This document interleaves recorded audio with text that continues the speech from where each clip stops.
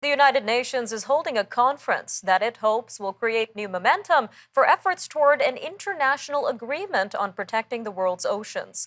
Senior officials and scientists from more than 120 countries are gathering in Lisbon, Portugal for the 5-day event. It's also drawn activists frustrated by the failure to come up with international rules that might ensure ocean sustainability.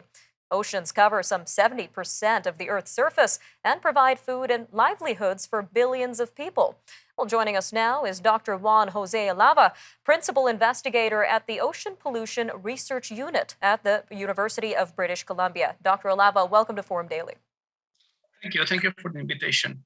So let's start with comments today by the UN Secretary General Antonio Guterres. So he said egoism on part of some countries has been holding up efforts and agreements to protect the world's oceans. So what does he mean by egoism?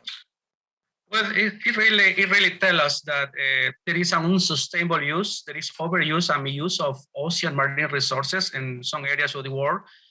One example is the illegal, unregulated, and unreported fishing activities that is taking place in some oceans and tropical seas around marine protected areas of the world, which are coming from international nations, and they are fishing in international waters. For example, basically harvesting some of the unique resources. Many of them are endemic species. For example, international fishing fleets coming from Asia around the Galapagos Island is one example in which basically we are putting in danger unique marine biodiversity upon which many coastal communities rely on.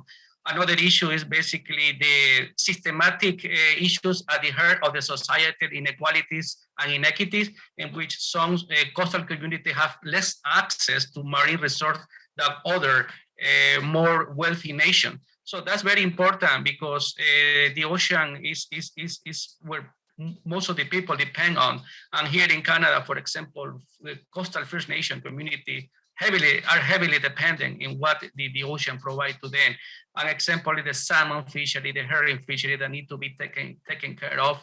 So it's very important to think about that if we have healthy ocean, we have healthy water and healthy seafood for people. And the point that the UN Secretary Antonio Guterres says that we have an ocean emergency. It's very important to keep in mind, because by saving our ocean today, we are protecting our future, the future for future generation. And that's the fundamental concept of sustainability, to leave something for future generation, not just something so that they can enjoy the same resources, marine resources that we are enjoying today. And that's a fundamental thing, because there is only one planet, Earth, and there is one big blue planet, and that is our global ocean, right? And in addition to that, we know that the pollution is a huge issue. So ocean plastics pollution is basically affecting many parts. There is not really ocean that is plastic free. So there are this emission coming from many parts of the world, and the irony is that most of the plastic debris, the marine debris, the anthropogenic marine debris, I mean human-made debris, is affecting nations that are not really producing that debris. Mm-hmm. So this is a problem that needs to be addressed with actions today, with the political will of all the nations to really protect also the most isolated Pacific Island nations, for example, coastal communities, indigenous people that heavily rely on marine resources for subsistence, basically.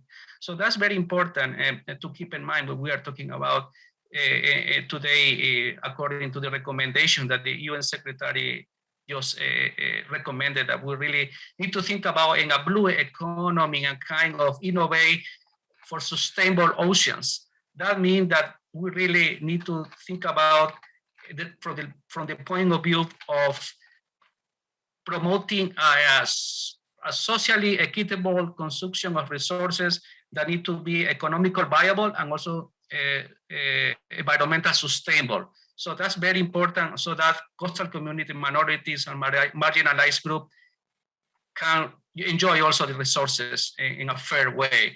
And I think the concept of social equity is a new concept that is coming, it's emerging today. We are talking about today social equity and environmental justice in the ocean. And that's important because there are a lot of societal inequalities and because of the lack of equal access to marine resources and the service and ecological function of the ocean. So it's very important that we make sure that coastal nations in the world, everyone have equal access to healthy water, healthy ocean, healthy seafood. So, Dr. Alava, yeah. Unfortunately, we are nearing the end of this segment, but a lot of important conversations needed to be had at this 5-day summit, so we'll definitely keep an eye on that. Dr. Alava, thank you again for joining us today on Forum Daily. Thank you very much. We'll be right back.